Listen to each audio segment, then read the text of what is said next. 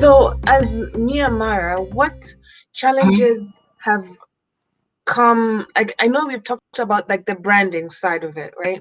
So, when your clients, for example, like you said, they come to you with somebody else's design, or they want you to do something completely different than what your brand really represents, what is your answer to them? How can other tailors deal with that situation? As I told you earlier, I like people, and I realized that sometimes people just don't understand what exactly your job is, and Kenya still has a long way in explaining for people basically what my job is. So I don't get offended. Like there's no need of getting offended. What I usually ask is, what exactly do you like about this outfit? Because there's really nothing new. Like an airline skirt is an airline skirt, you know. So if I know, okay, there are some specific designers that I can tell you have very specific things they do on clothes that makes it their signature style. So if you come to me and tell me you want a certain embroidery that a designer usually does on her clothes, that's why I draw the line and say, I can't do this. This is specific to this person's style. I will not do this. If you want an airline skirt, I'll give you an airline skirt, and maybe I'll suggest something to accentuate that skirt if it even suits you. Because we start with, I don't think this will suit you, or this might not suit you. You might assume it looks nice on this person, but maybe it won't look nice on you. But there are people who are bold enough to tell you outrightly, I want you to do this. And that one I say no. So it's always a process. Every client is different. So I take it on case by case basis. Okay. The hardest clients to deal with are usually wedding parties. They are the ones who are usually the most adamant in what they want. Yeah. And it's a very, very emotional sector, which is why I said I don't want it anymore. Because there's a lot of games with wedding. People who do wedding clothes, I think they are very brave, because one day the bride is going to come to you and you refuse one small thing, or they say something and they are the next person. Right. Because money is not really a problem when for weddings, because I guess they're raising money. So there's a lot of games with wedding. I've made very few wedding stuff, but because I am about to launch my corset line, I would like to do the traditional weddings only. If you're doing a traditional wedding ceremony, that one I don't mind doing it, because what I like is that you don't really have much of a reference point. There are very few people who are making corsets for so you won't force me to go and make someone else's thing. And anyway, it's not wise. Corsets are too in the corset world, because now I'm in the corset world. I've realized they are too unique, and the world is so small with corsets. If you make anyone's identical corset, it's automatically noticed. Yeah. Because people who love corsets are always looking at corsets. So and I'm glad they you just brought have up to be unique. Your corset line, because that's a specific sector of fashion. So speak to the importance of being specialized and branding yourself as a specialized designer, not like one who does everything under the sun. So are there any advantages of being a specialized designer as opposed to one who just does whatever the client wants? Yes, actually, being in that incubator is what made me really think about it. Because remember, the main problem I had was I'm competing with people who just finished college and we all look the same. And a Kenyan will be like, I've had comments of, you're so expensive, taenda tu kwa fundi wa Kibera. In English, I'll just go to a local tailor to make for me the outfit. And then I also realized, because there are some certain designers in Kenya you think about and you know exactly what they do. Fine, they might make other things, but you know exactly what they do. So some of my favorite ones are like Patricia Lulumbela, who does beadwork. Yes, she makes clothes, but people know her for her beadwork. Right. Then there is Okake, who does bridal, and now she's very well known for her bridal collection. And who else? Okay, there are John Vivo. Kaveke. John Kaveke. I know him for menswear. I don't know how other people know him. I know him mostly for his menswear. Yeah. And yes, Vivo also came in and showed us that ready to wear can do well. And they are known for using their jersey fabric for everyday activewear. So I realized that when someone thinks about it, these are not the kind of people who will get clients who will bring them a design from someone else to cope. They will buy. So to answer your question, the importance of branding is once you specialize, people will come to you specifically for what you're doing and for your talent. Yeah, more than bringing you other things. And more and more, I'm actually noticing that people are getting into specialization. For me, it was a whole journey because of that worry of money and just wanting to do things to get money, but it's not sustainable. That's the thing. It's not sustainable. You won't last very long because there's always someone younger and cheaper who's going to come into the industry. And if you don't have a unique value proposition, you are going to die out and you say fashion doesn't have money and I'm leaving. Yeah. So for me, I wanted to do corsets because first I love to challenge my skill. I like to upgrade my skill. And I've enjoyed making corsets so much. It's such an exciting thing. And I learned from YouTube. I didn't learn from anyone.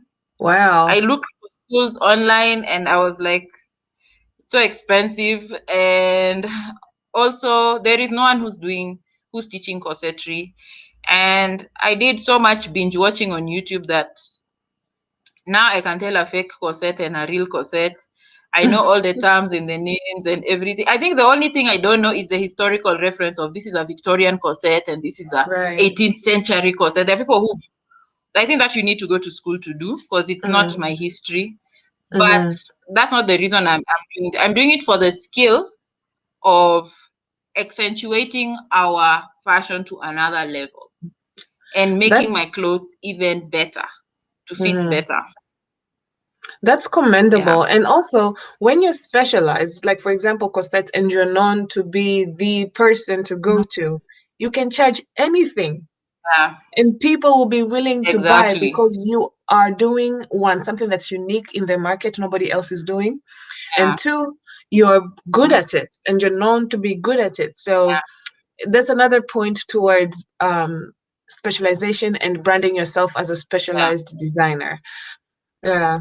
So you mentioned, what helps is there's a huge corset trend right now. So that's been a big bonus. But not to say that there's no one who does corsetry in Kenya. There are people who add corsetry into their clothes, especially with bridal wear, but they are not necessarily just making corsets on their own.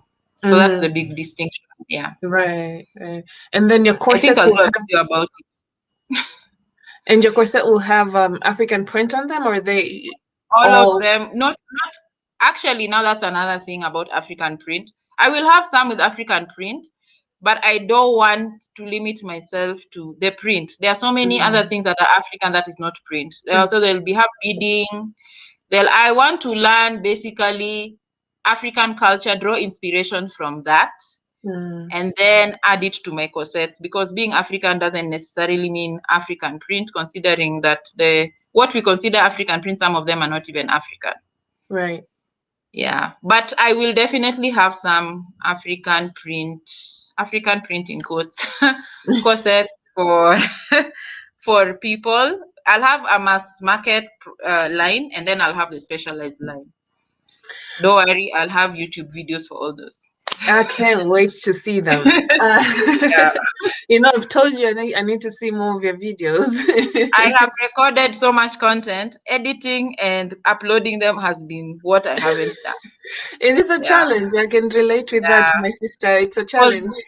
Because also recording takes a process for me. I have to stop. Oh, I need to record this part. Stop, record, go back, work. It can take a very, very long time. Yeah. So for the average tailor, the average student, the average fundi who's getting started in this journey, what's the process to start branding yourself? How do you start picking a name and registering, that whole process? Could you walk us through that? I think, first of all, just find out what you're really good at, because I think where you get stuck is you think you need to do everything. What are you good at? Are you good at making suits? Are you good at making children's clothes? Are you good at doing commercial corporate stuff, making uniforms and all that? First, find out what you're good at or what you really enjoy doing, what will get you out of bed in the morning. And once you figure out what you're good at, then it's easier for you to figure out a name for what you want to do. Because if you're going to have a more commercial brand, then your name has to sound appealing to people who are doing commercial. So once you've figured that out, you can come up with a name. I would suggest, okay, like the one you showed earlier for Joe Biden. I guess I don't think that's in the city. I think that looks like a picture in the country, and that actually works. I think as much as it's funny, if I went to wherever that place is and I said I want to go to the Joe Biden shop, everyone would know where it is. So it works. It works for where it is, because that's a country, that's the way they're to stand out. So maybe I don't. The only problem is I have no idea what they do. Right. I don't know what they do. But the building is Joe Biden, the president, USA, Pentagon wing, half London, 2021 Kenya. Yeah. That's the main issue. So I think your name should definitely be able to give people an idea of what you do and just have a strong identity. I don't know if I would really advise people about, oh, it has to be easy to pronounce and it has to be, I think that's really on you, because there are, like, if you know the supermarket chain that has come to Kenya called Carrefour, I call it Carrefour, people call it Carrefour, some people call it Carrefour. It's pronounced in all sorts of ways. And sometimes when you pronounce it differently, people don't even know which supermarket you're talking about. So I think those are things you put in mind. We did a fun exercise in class where we were told to write our brand names, and because we were all new at that time, we didn't know each other's brands. And then you go around and asking someone, when you see this, what do you think? And it was very good feedback when someone, because we were all designers, but someone is telling you, when I read this brand of yours, this is what I think you do. So it really makes you think about what it is. And I think also your logo matters. For me, my logo, I can tell you what inspired my logo. I actually drew the logo myself. Oh, wow. But I wanted, one of many talents. I had another logo before and it confused people so much. They didn't know what I was doing. They couldn't even read it. So during that class is when I changed my logo, because I realized there's an issue with this logo. And then we were advised, of course, on the font. I realized graphic designers know all these things, but we are always fighting with them. You know how when you're a creative and another creative tells you, no, you need to just use this font, and then you're arguing with them. No, it doesn't look fancy. We were told use the common font because it's timeless. I never understood that until that. I'm like, actually, yeah, there are some people's logos you'd see and they look dated because the font is something people was using a long time ago. Like, I never thought my logo can look dated. You never think about it like that. But that's the beauty of actually being taught by someone who's been experienced in the industry. Right. Because when you're just amongst yourselves, you don't know any better, and you're not thinking about someone who's been in the industry like Anne Margaret for 20 years. There's a lot also she's also had to do with her branding that she had to change. She actually also changed a lot of her clothes. If you've noticed her collection lately for Kikoromio, she's doing a lot of more hand dyeing fabric. She stopped using the Ankara. Because she said she had to go back and ask herself, why did I get into fashion? What am I passionate about? And what should I do for the next couple of years for Kikoromi? And she realized she loves art. She goes for art exhibitions. She's always interacting with artists and creatives and everything. So she said she wants her brand to be more about art. And one of the things she loves most is handmade fabrics, because it's an expression of art on fabric. So she left the Ankara print, and now she's fully on the handmade, so tie and dye batik kind of fabric. So if you see a lot of collection from 2019, that's basically what she's been doing. And actually, her brand has grown more internationally now than before, because now I even told her, now I see the clothes and I know it's Kikoromio. Like no one has to tell me, oh, I don't know where that is from. You see it and you know. And that's where I want my brand to be. I want that when someone sees, well, that's Myanmar. Right.